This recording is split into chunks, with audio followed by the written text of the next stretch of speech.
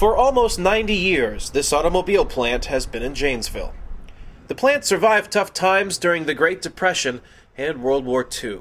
Since 1919, thousands of workers like Bill Bridenstine have passed through its doors. In December, General Motors will close the plant. It's heart-wrenching when you think you put in your life of trying to keep a company going and then have this happen. High gasoline prices brought thick clouds to Janesville.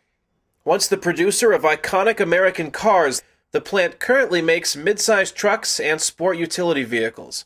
Sales of those cars have plummeted due to the high cost of fuel. In addition to the job losses at the plant, some 6,000 more jobs throughout the region will be affected by the closing. In this part of America, jobs are the greatest concern for voters like Bill Bridenstine. Barack Obama tapped into this when he visited the plant earlier this year, before GM's announcement. And I believe that if our government is there to support you, this plant will be here for another 100 years. Bridenstine was there for Obama's speech. He worked at the plant for more than 30 years. Most of his children work at the plant or at its suppliers. Bridenstine is an Obama supporter. We have an administration in there now that has done nothing but promote companies moving overseas. We cannot have that. And Obama, even after he gave his speech, he says, one thing we need to do is penalize companies that move overseas and not give them tax breaks like it's been happening for the last 8 years.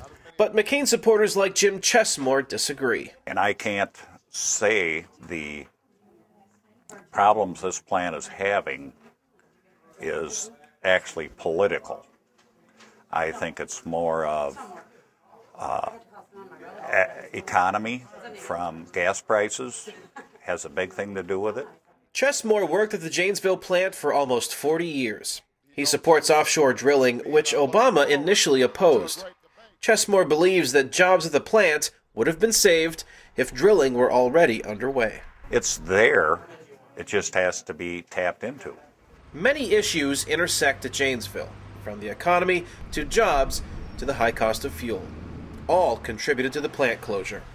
Despite the political rhetoric, it seems no solution can be reached in time to save the plant and the people employed there. When Wisconsin voters head to the polls on November 4th, they are expected to cast their ballots for the candidate they feel has the best plan for their future and their jobs. Kane, Farabaugh, VOA News, Janesville, Wisconsin.